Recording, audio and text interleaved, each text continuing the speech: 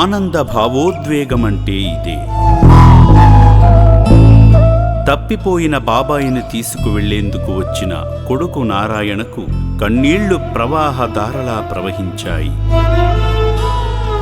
వైజాగ్ నుండి మియాపూర్ కల్వరీ టెంపుల్కు వచ్చిన సమయంలో మతిస్థిమితం సరిలేక తప్పిపోయిన సాధు అనే ఈ పెద్దాయనను రక్షించి ఆశ్రయమిచ్చింది యాదాద్రి భువనగిరి జిల్లా చౌటుప్పల్లోని అమ్మా నాన్న అనాథ ఆశ్రమం.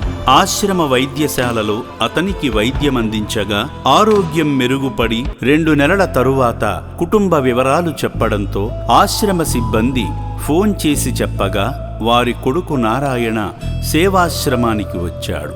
ఇక తన కుటుంబాన్నే కలవనేమో అనుకున్న ఈ పెద్దాయన తన వాళ్లతో ఫోన్లో మాట్లాడుతుంటే ఆనందంతో కన్నీళ్లు ఆగలేదు.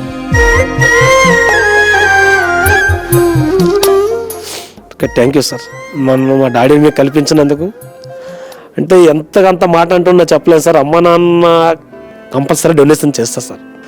నేను ఎందుకు డొనేషన్ చేస్తున్నాను అంటే ఇటువంటి వాళ్ళు ఎంతోమందిని మీరు కల్పిస్తున్నారు సార్. ఎంతోమందిని మిస్ అయ్యేటోళ్ళు మీరు కల్పిస్తున్నారు సార్.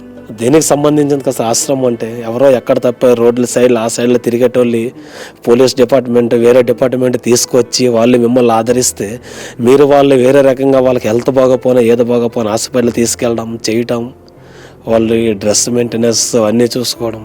నా కుటుంబంలో ఉన్నాయి అన్నీ కూకొచ్చి నన్ను ఆదుకొని సార్లు చూపించారు.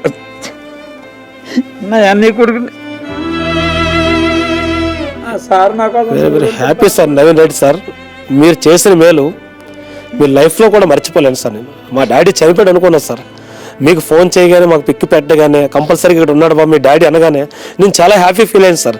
ఇదే పిక్ నా ఫ్యామిలీ మెంబర్స్కి 50 మెంబర్ పంపించాను సార్.